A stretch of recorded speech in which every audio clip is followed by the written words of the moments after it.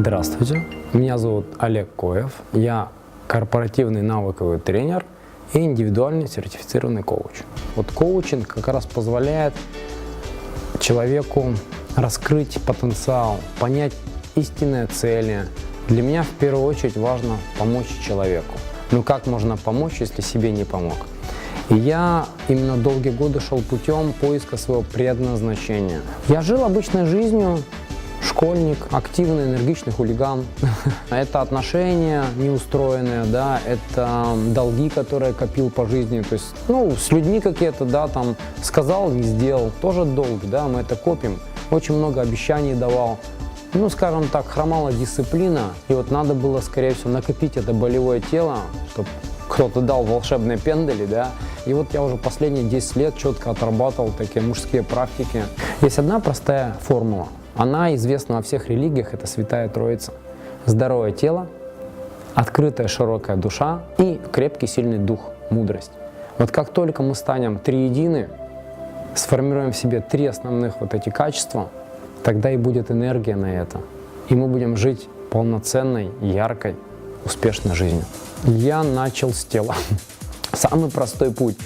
Я каждый день через тело, да, там где-то голодание, физическая культура, ранний подъем и так далее, да, вот все эти практики, да, там много читаю, изучаю путь святых людей. То есть все это позволяет развиваться интенсивно, скачками, происходят прорывы. Я долгие годы изучал, думаю, что же, как мне себя принять в социуме. Я понял, что для меня самое главное – это саморазвитие. Для меня высшая цель – это самопознание, саморазвитие, и скажу высокое такое слово – просветление. Я иду к нему каждый день, и мне все обстоятельства, все ситуации помогают к этому прийти. Семейные проработки – это самое мощное, и самые лучшие тренера – это наши близкие. Так что я благодарен своим родителям за то, что они мне дали, те знания, тот опыт. Мне вот самое, что главное запомнилось, когда я родился в глубинке Кировской области, в деревне, поселок Дубровка, и вот я был в 9 классе, и вот в то время мы с отцом целый год бегали на пробежке, закаливались, обливались. То есть он вел здоровый образ жизни, и этот пример он передал мне. Вот это самое ценное.